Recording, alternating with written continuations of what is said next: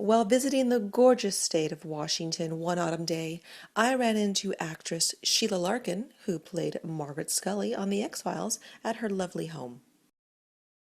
Thank you, first of all, Sheila, for inviting us into your home to get this interview going. You're very welcome. You had said during an interview with LAX Files that it was really edgy to have the character of Maggie Scully beat up in the 9th season. Would you change anything to that particular sequence? Would you want to do anything different? It was fairly violent as to knocking a person down. It's played where the character of Dana is very ambivalent.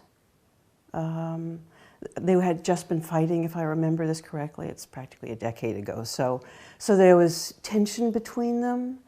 And, they had always been so tight throughout the entire series. And that didn't exist in that scene. I think it made it even edgier. Have your boys seen your television works? You have quite a history. Oh, yeah. Once we went to New York City, we went to the television library. I can't remember the specific name of it. It's movie and TVs, and they showed, they had the pilot of a series I had done where I met my husband, Storefront Lawyers, and they got to see me sort of. What was their reaction? It was like, oh, well, they'd seen me before, but they'd never seen me that young, and it was very exciting. Good, good. Yeah. And I'm watching it like this because I see all my mistakes. I was just learning how to work the camera or television. What is your dream role if you return to television? I think, I think ideally would be not to play the straight person, not to play the drama queen, to do something that is kind of kooky and not, not a straight line. I think I never really got a chance to do that, and I would like to do that.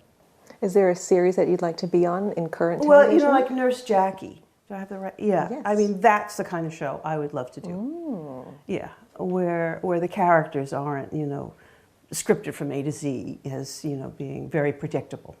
They're erratic and they're more normal and they're crazy, and I would love to do that. Yeah. With your extensive television background, is there advice you would pass along to young and up-and-coming actors? I think the thing that I really didn't have in acting, or it wasn't so much for acting, is mentorship as to how to make your choices through the maze of professional dilemmas.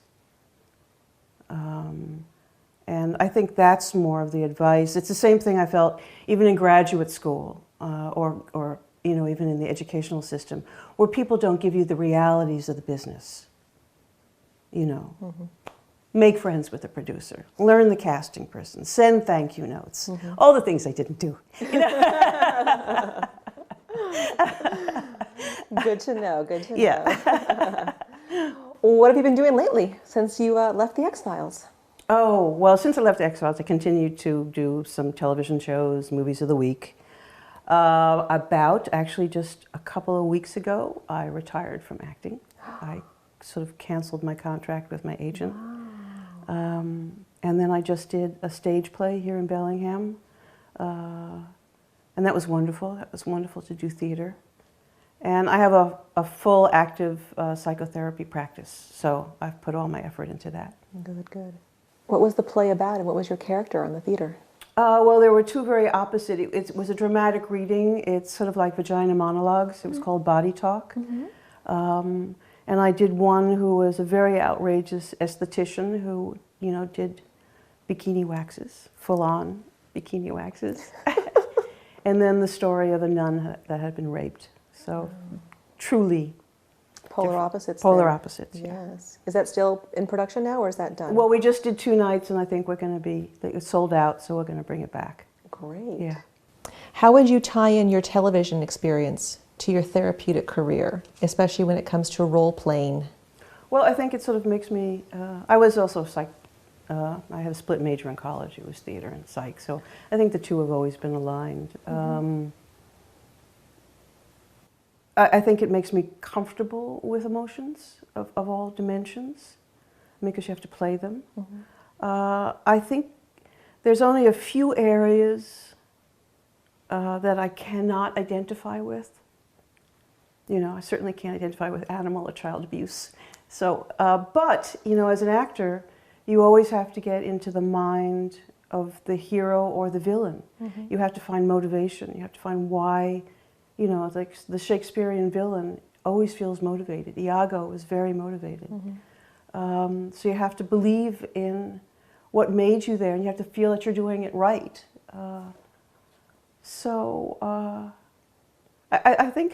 just think it allows you to be sympathetic to where anyone is coming from.